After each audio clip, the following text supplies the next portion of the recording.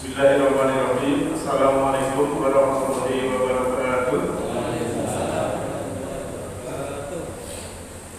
Alhamdulillah. Arsala rasulahu bil huda wa dinil haqqi liyudhhirahu 'ala dini kullihi walau karihal musyrikun. Asyhadu an la ilaha illallah wal malikul haqqul mubin wa asyhadu anna Muhammadan abduhu wa rasuluhu rahmatan lil alamin. Allahumma shalli ala Muhammadin wa ala alihi wa sahbihi ajmain. Amma ba'd. Subhanallah la ilma lana illa ma 'allamtana innaka antal alimul hakim. Rabbi shrah li sadri wa yassir li amri wal uqdatan min lisani yafqahu qawli. Yang terhormat Bapak Ketua PJN, yang terhormat Kamil Masjid sahabat yang saya cintai, Bapak Ibu kaum muslimin wal muslimat rahimakumullah, yang insyaallah dirahmati Allah Ta'ala. Marilah kita senantiasa bersyukur kepada Allah Ta'ala, bersyukur dalam arti menghargai pemberian Allah, baik itu berupa keimanan, keislaman, kesehatan, kedamaian, kenyamanan, kesejukan, ketentraman, semua itu karena Allah Maha Pengasih lagi Maha Penyayang. Dengan bersyukur dalam arti juga kebalikan dari kufur. Kalau kufur itu menutup, kalau syukur itu juga membuka mata hati, membuka mata jiwa, membuka mata batin, membuka mata rohani, sehingga nur ilahi atau cahaya ilahi yang berupa syukur itu bisa diakses oleh jiwa kita masing-masing. Kaum muslimin kaum muslimat rahimahullah, mari kita belajar bersama sharing yang berhubungan dengan tujuan Allah Subhanahu wa Ta'ala, karena kita diingatkan oleh Rasulullah dalam sejarah itu kan, main itu loha yufaqihu fiddin. Siapa yang dikehendaki oleh Allah, main itu loha yuridullahu khairan yufaqihu fiddin. Jadi siapa yang dikehendaki baik, dia akan dipahamkan tentang din, tentang agama. Din adalah aturan hidup.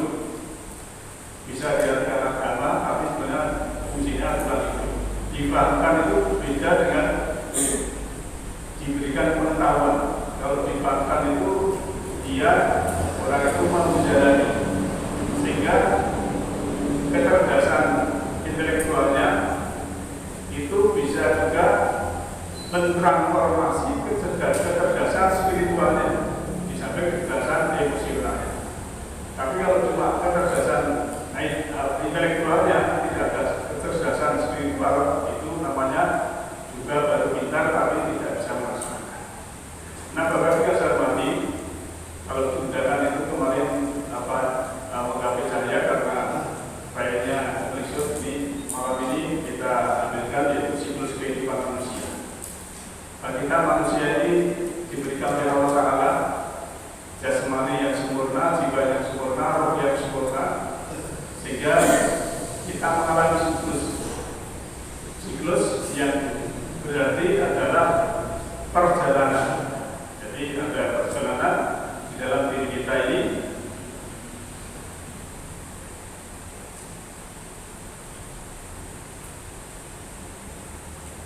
Namun sebelumnya kita membahas tentang siklus kita melihat dulu petunjuk kita di dalam Al-Quran. Tentu Bapak Ibu ketahui, pedoman kita adalah Al-Quran. Ini harga mati ya. Dan Al-Quran itu menurut Allah sendiri di dalam Al-Quran itu ada istilah Quran Majid. Quran Majid itu adalah Quran yang di lauh mahfuz. Setiap kita orang itu terikat di lauh mahfuz. Namanya Quran Majid ya. Quran menyebutkan. Jadi semua program yang ada di semesta ini sudah istilahnya programnya itu tertulis. Tapi manusia disuruh memilih, mau beriman silakan beriman, mau kafir silakan kafir. Itu dalam surat Kahfi ayat 29. Kemudian manusia juga harus merubah dirinya sendiri. La yughayyiru ma biqaumin hatta yughayyiru ma bi anfusihim. Allah tidak akan merubah suatu kaum kecuali mereka orang itu kaum itu merubah dirinya sendiri. Artinya kita diberi wewenang untuk memilih. Semua makhluk di semesta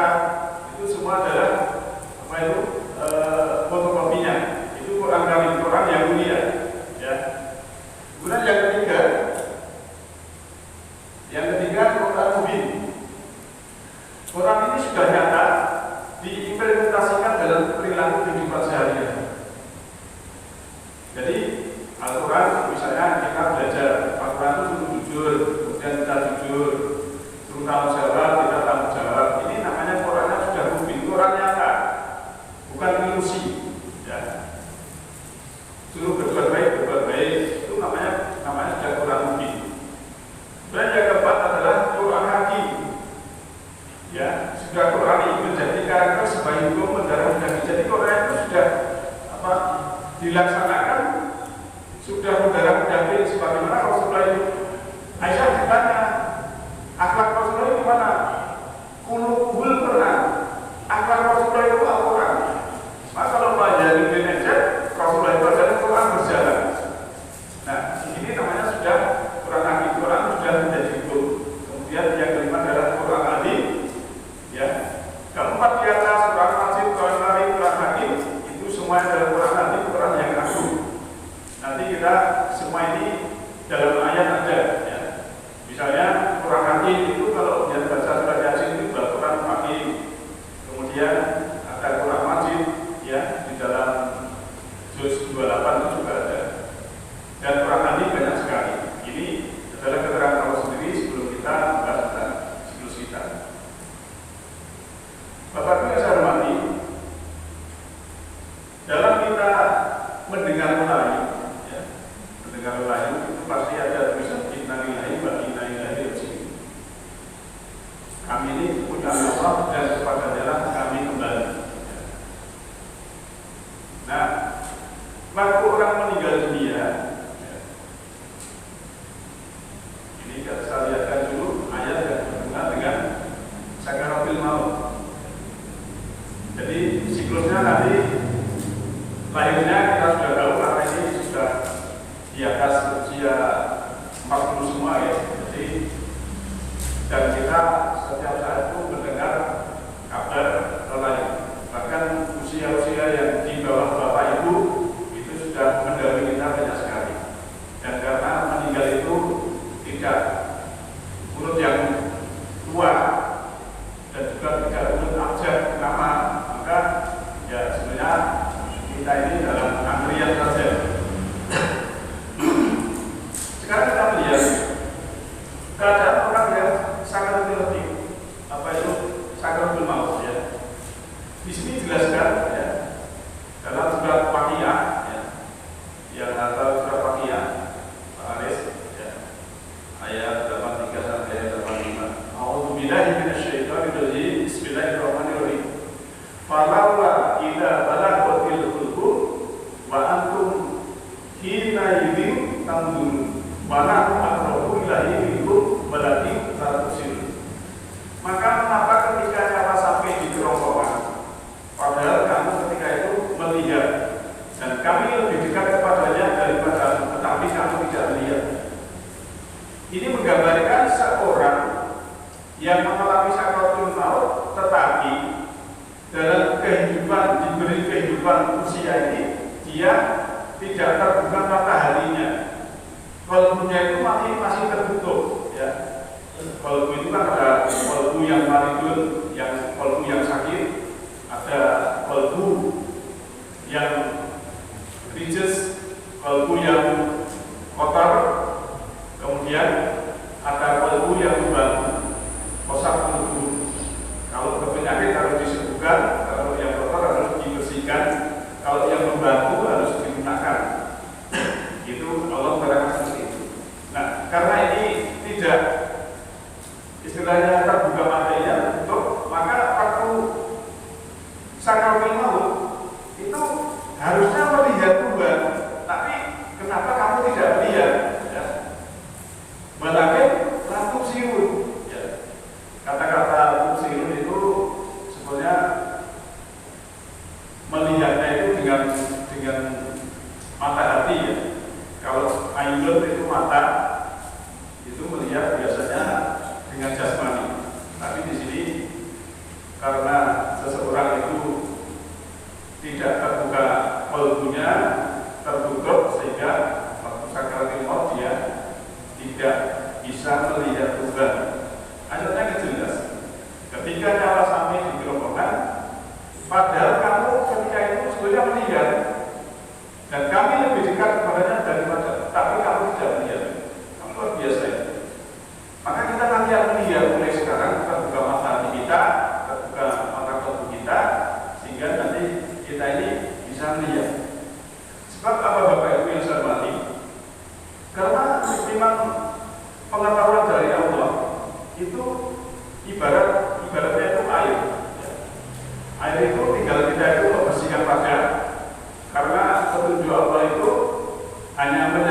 bisa diterima orang-orang yang suci jiwanya. Layak maksuhu ilang taharun, ya. Ini sudah pakai ayat 79. Tidak akan menyentuh kecuali orang-orang yang disucikan. Jadi pada kita, jika kita bersihkan dulu, kalau bersih nanti akan mendapatkan yang namanya ilmu Allah itu, yang kecerdasan dari semesta ini tanpa batas, sehingga kita bisa mengakses yang ilmu itu, sehingga kita bisa mendapatkan pencerahan. Nah, Bapak Ibu yang saya hormati, selanjutnya, kenapa tadi tidak melihat? Dijelaskan di korelasi ayat surat Al-Isra ayat 92, A'udzubillahi minasyaitonir rajim, wa man kana fi hadhihi a'ma fa huwa fil akhirati a'ma wa adallu sabila. Dan barang siapa yang buta qalbunya, artinya di dunia ini niscaya di akhir atau hari kemudian ia akan lebih buta dan lebih tersesat dari jalannya. Nah ini, jadi yang a'ma itu buta artinya, tapi buta ini bukan buta mata yang jasmani, buta mata rohani. Maka dalam surat 90 itu kan Allah memberikan menjadikan itu dua mata, ya. Dua mata itu kalau kita terjemahkan yang kulit itu hanya mata kanan kiri, tapi sebenarnya dua mata itu mata jasmani dan mata rohani. Jadi dua mata. Ini orang cerita bahwa dia sebenarnya di dunia ini tidak buta jasmaninya, tapi buta kalbunya. Maka disediakan oleh Allah bahwa dan barang siapa karena ada di dalam hari, ya, sekarang ini dunia ini a'ma, buta, bahwa tidak seperti a'ma, maka lebih a'ma. Jadi a'ma ini isim adzam superlatif, ya. Wa'adzam juga isim adzam atau superlatif. Sabila jalannya, jadi dia kan tidak bisa jalan. Maka nanti kalau kembali ke innalillahi wa inna ilaihi raji'un itu, sebetulnya manusia lahir sampai meninggal itu sebenarnya harus suci bersih, seperti titik awal titik akhir itu tidak ada apa istilahnya sekat. Nah, tadi kita situ, sekarang kita mundur ke belakang, ya. Waktu bayi lahir, kenapa dia sampai buta? Padahal diberi modal, ya. Surat 32 Sajadah ayat 9, Alhamdulillah nasyaitanir rajim, summa samahu wa nafaqo fihi birruhi wa ja'ala lakum sam'a wal absara wal afidah qalilan ma tashkurun. Summa kemudian samahu, dia orang menyempurnakan wanafaqah dan meniupkan mirruhihi dari ruhnya. Jadi yang ditiupkan itu dari ruhnya. Jadi ruh Allah, ya. Biasanya kalau dalam terjemahan itu dari ruhnya itu di dalam kurung ruh miliknya. Tapi ini ruhnya, jadi ruh Allah, percikan ruh Allah. Manusia itu punya percikan ruh Allah. Nah, modalnya apa? Baca dan dijadikan ini fil madi, telah dijadikan laku, ya. Domirnya itu kamu sekalian asama berbentuk maf'ul, yaitu sama itu pendengaran. Pendengaran itu berbeda dengan telinga.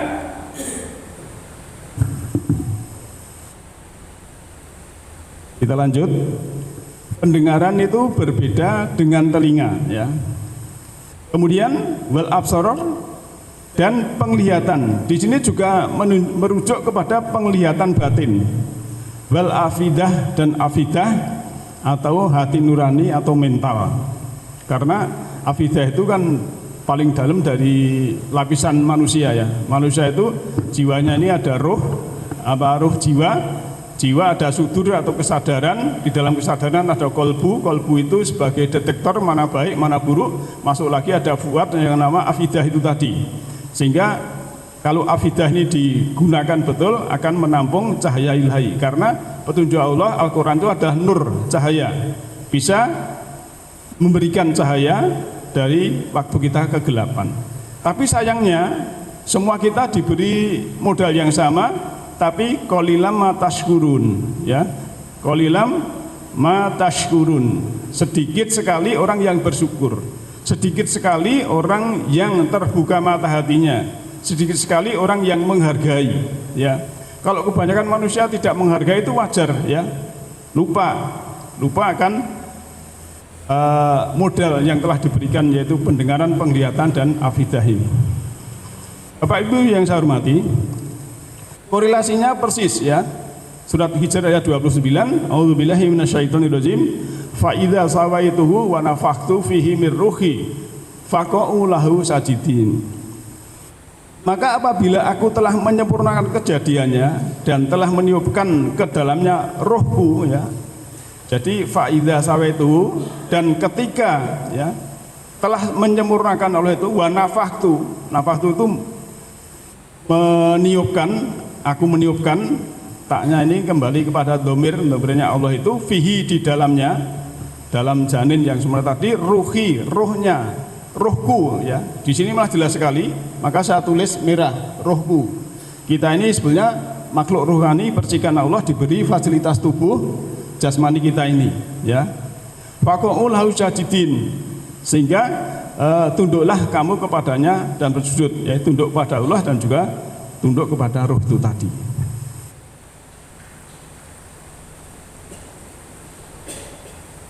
Perhatikan jiwamu, ya. Ini gambar waktu sepeda santai Masjid Sabah tahun berapa nih, lupa, sebelum Covid nih, ya. Lanjut saja karena waktunya terbatas. Bapak Ibu yang saya hormati, setelah kita mengetahui bahwa modal kita sama, lantas Allah itu memberikan penjelasan bahwa sejatinya manusia itu makhluk ruhani, makhluk langit, makhluk halus, ya. Maka kalau Bapak-bapak mendoakan, ya, yang bahasa Jawa itu, monggo kita doakan alusipun sifulan.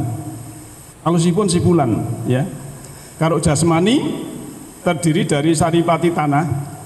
Orang tua kita memakan makanan dari saripati tanah, padi, dan lain sebagainya, menjadi sperma dan ovum, menjadi kita itu asal-usul jasmani. Nah, maka Allah tadi meniupkan rohnya kepada janin itu, menjadilah kita, sebenarnya kita ini makhluk langit, makhluk jiwa, makhluk rohani aslinya. Maka kalau yang tubuh ini nanti juga harus kembali ke tanah, tapi jiwa ini harus meneruskan perjalanan. Maka sebenarnya diri kita ini ayat. Maka ada istilah, siapa yang memahami atau mengenal dirinya, dia akan mengenal Tuhannya. Di sini dalam surat Ad-Dariyat ayat 20-21. A'udzubillahi minasyaitonirrajim. Bismillahirrahmanirrahim. Wa fil ardi ayatul lil mukminin wa fi anfusikum afala tubsirun. Dan di dalam bumi ini adalah ayat untuk orang-orang yang yakin. Ayat itu artinya tanda, Pak. Bumi ini tanda. Wa fi anfusikum, dan dalam diri mereka, ya. Dhamirnya itu kamu sekalian, mereka. Afala tubsirun, apakah mereka tidak memperhatikan? Jadi kita ini disuruh memperhatikan semesta, juga disuruh memperhatikan diri kita masing-masing.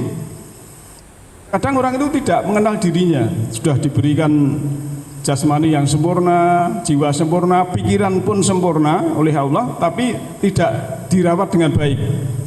Contohnya, suka begadang, suka minum minuman keras, narkoba, dan lain sebagainya. Ini kan tidak menyayangi apa yang Allah berikan. Padahal sebetulnya Allah memberikan jasmani ini harus kita rawat. Maka kita jangan pelit-pelit dalam 3 hal. 1, jangan pelit untuk merawat diri. Jadi kalau zaman Rasulullah itu kan untuk gosok gigi itu pakai siwak. Karena waktu itu alat untuk gosok gigi paling mahal siwak. Nah, mungkin kalau Rasulullah hidup zaman milenial sekarang, sikat giginya mungkin yang paling mahal, mungkin yang harga 50.000 gitu mungkin.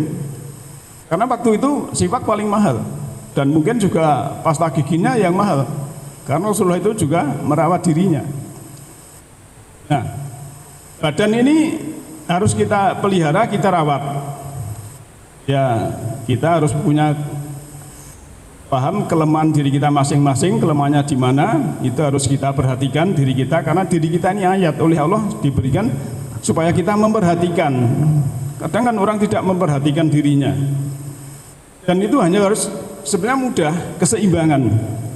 Orang yang banyak gerak diimbangi dengan istirahat. Orang yang banyak duduk kerjanya diimbangi dengan gerak. Dan tubuh ini juga harus kita bicara dengan tubuh.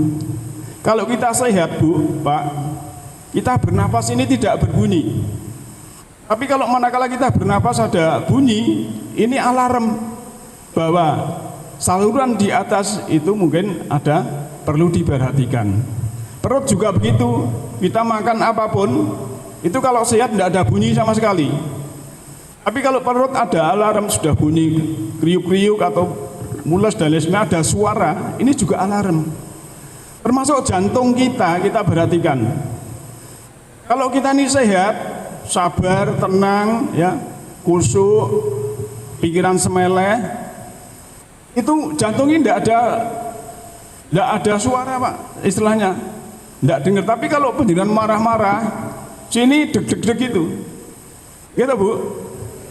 Nah, banter, lebih banter. Ini sinyal kita harus perhatikan tubuh kita, ya. Tapi ya jarang yang memperhatikan tubuhnya. Tapi ini karena ini ayat, ya saya cuma mengajak saja, semoga kita bisa sehat secara holistik, ya.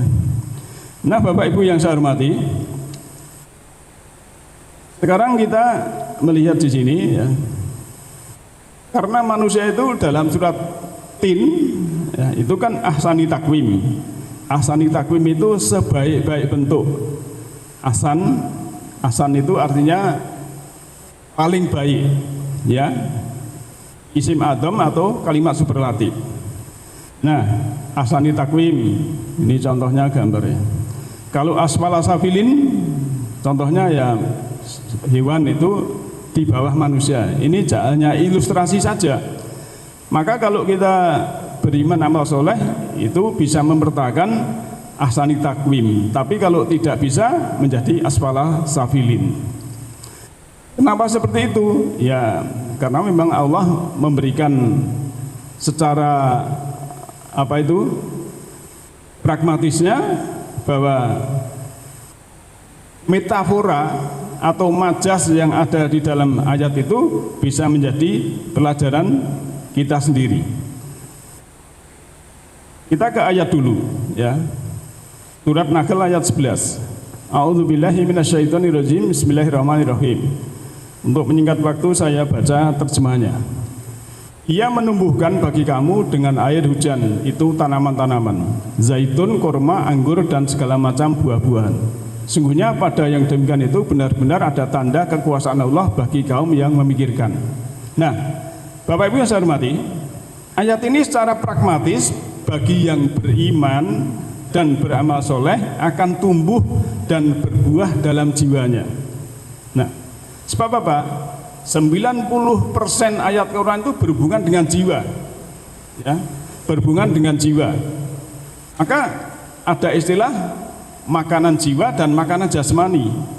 Kalau makanan jiwa itu sebetulnya bisa tumbuh dari diri kita sendiri, ya. Contohnya nenek moyang kita itu belum pernah mendengarkan mubalek, belum pernah mendengarkan Quran mungkin, tapi dalam hati sini sudah tumbuh yang namanya furqan atau pembeda.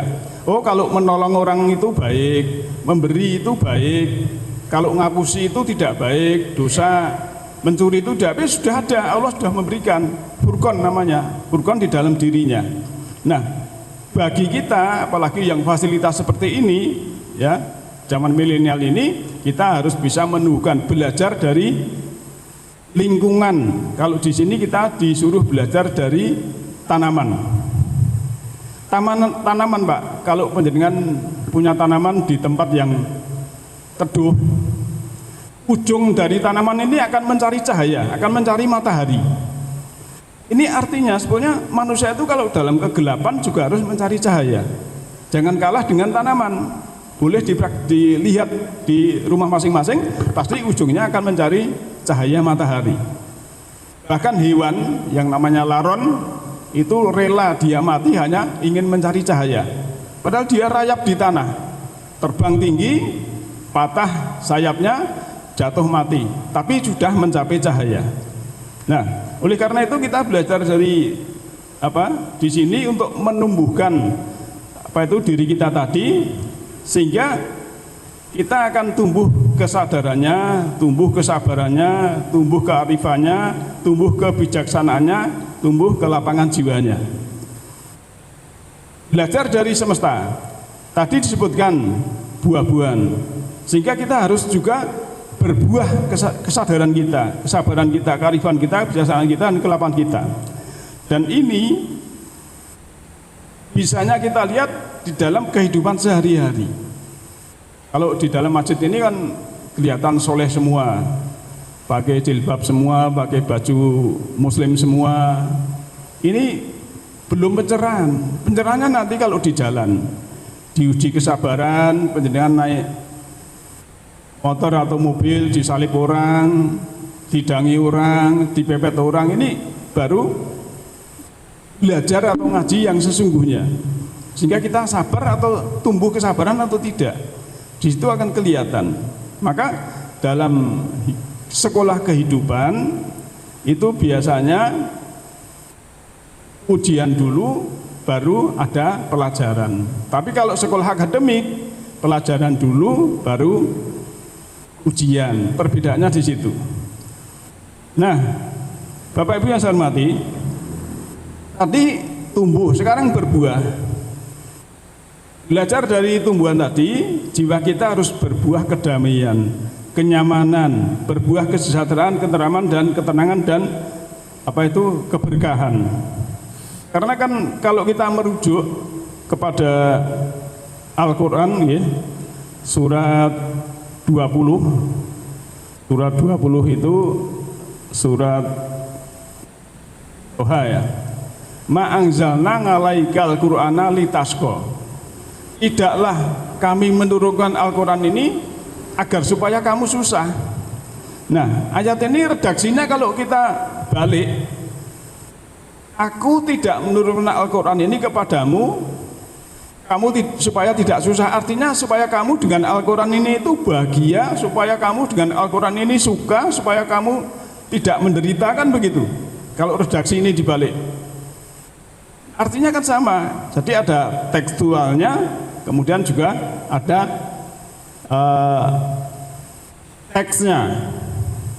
Sehingga kita dalam belajar ini, mengaji ini, kalau kita mengacu kepada 4 pilar dari UNESCO, kita setelah memahami ya, learning to know kita paham, kemudian learning to do kita jalani, kita praktekkan, dan yang ketiga itu learning to be, sehingga kita itu menjadi apa? Menjadi orang yang selalu praktek kebaikan itu. Setelah itu setiap hari kita praktek kebaikan, menjadi learning to live together. Kita bersama-sama manusia membangun semesta ini, memayu hayuning bawono, menebar rahmat sebagaimana Rasulullah wa ma arsalnaka ila rahmatan lil alamin. Sehingga ada kedamaian, kenyamanan, kesejahteraan, ketenteraman dan ketenangan dan keberkahan. Itulah karena Allah Maha Pengasih dan Penyayang. Nah, Bapak Ibu yang saya hormati, kesadaran waktu mati sama dengan kesadaran waktu lahir. Ini juga perlu kita perhatikan ya. Orang yang sakaratul maut itu masih marah-marah, masih ada kebencian, sakit hati, kecewa, itu istilahnya bisa menjadi penghalang dalam dirinya ya. Dalam dirinya itu ada penyesalan-penyesalan yang banyak sekali yang berhubungan dengan diri mereka itu. Maka sebagai penutup saya ambilkan yaitu tentang ciri-ciri orang yang husnul khotimah ya. Ini belum saya tulis, tapi antara lain orang itu waktu hidup itu sudah memberikan pelayanan, beramal soleh, melayani seseorang. Kalau dalam hidupnya itu cetil tenaga, ya, itu nanti tanda husnul khotimah juga diragukan. Yang kedua, sudah ada pemaafan, tidak ada sakit hati, tidak ada kecewa, tidak ada benci, tidak ada iri hati, tapi sudah memaafkan. Kalau bahasa Quran itu wa ngafina nganinas. Kemudian juga sudah ada kasih sayang sesama, sudah ada kasih sayang, tidak ada sekat-sekat, dalam arti yaitu tadi kebencian, sakit hati, ingin merendahkan, karena manusia sejatinya secara kuantum itu adalah makhluk ruhani yang aslinya sama. Kamu adalah aku yang lain, kita itu sama-sama makhluk yang aslinya asal usulnya sama, hanya beda casing, beda anu saja, sehingga kita harus menghargai, saling membantu, saling meringankan, sehingga tidak saling bertengkar, tidak saling bermusuhan, tidak saling menjelekkan ataupun merendahkan. Itulah sebetulnya dalam kita mencapai ya husnul khotimah, atau dalam keadaan kita dari lahir yang sudah diberi roh oleh Allah, kemudian kita sampai mati itu sudah jalan sesuai dengan jarum jam itu ya, titik awal titik akhir ya, itu tidak ada bedanya. Kalau kita ambilkan dari surat 7 ayat 172 Al-A'raf 172 itu kan Allah mengatakan alastu birabbikum, apakah aku Tuhanmu? Waktu kita di situ ya qalu bala sayyidina, ya aku menyaksikan bahwa Allah itu engkau Tuhan kami. Tapi karena manusia setelah mengalami hidup di dunia ini ada godaan dan lain sebagainya, tapi sehingga dia itu lupa dengan jati dirinya yang menganggap punya tauhid pada Allah, tapi lupa. Maka terjadilah yang tadi yang namanya adalah akma atau buta mata hatinya. Nah, Bapak Ibu yang saya hormati, dengan demikian semoga kita semua ini nanti insya Allah bisa husnul khotimah, jalan sesuai apa yang kehendaki Allah Ta'ala. Yang namanya pencerahan ilmu Allah itu seperti air, kita harus rendah hati, rendah diri, seperti tidak ada kecongkakan atau kesombongan. Termasuk Nabi Musa pun itu sudah Nabi dan Rasul, masih disuruh belajar dengan seorang yang diberi, yaitu ilmu dan rahmat, dalam surat Kahfi ayat 63. Artinya apa? Bahwa kita itu belajar dari mana saja, siapa saja, bahkan orang jelek, orang buruk, itu kita belajar supaya menjadi kita orang baik. Orang yang tidak sabar ketemu kita harus belajar supaya menjadi orang yang sabar. Itulah semua. Karena kita harus menjadikan jiwa ini yang bisa menyetir itu jiwa kita, jangan pikiran kita. Kalau kita dijelekin orang, secara pikiran kita membalas. Tapi untuk jiwa kita yang ada petunjuk itu memaafkan, selesai. Maka kita dalam hidup ini, dalam Islam itu tidak boleh mengeluh. Kalau mengeluh itu kan sesuatu yang tidak baik. Mengeluh itu yang mendengar juga tidak enak. Tapi lah gimana Pak, saya kalau tidak saya surhatkan di sini mendedek. Islam memberi solusi. Udahlah, peristiwa itu maafkan, selesai. Nah, inilah sebenarnya jiwa-jiwa kita yang harus kita benahi, kita tingkatkan. Semoga Bapak Ibu semuanya mendapatkan pencerahan di dalam diri kita, dirinya sendiri, karena mengaji ini hanya stimulan saja. Pencerahannya itu sebenarnya dari dalam dirinya sendiri. Walaupun tidak ngaji, kalau sininya peka, furqonnya ada, itu insya Allah juga baik. Tapi ya kita harus menyadari bahwa kita harus mengaji, karena juga itu perintah untuk kita mempelajari petunjuk-petunjuknya. Demikian dari sana, saya kurang lebihnya mohon dimaafkan. Kalau mungkin maju mundur 5 menit, maaf. Yahdilahu linurihi mayasa, Allah memberikan cahaya semesta rohani kepada siapa yang kehendaki. Siapa yang kehendaki adalah orang-orang yang berkehendak. Nasrun minallahi wa qarib. Alhamdulillahirabbil alamin. Assalamualaikum warahmatullahi wabarakatuh.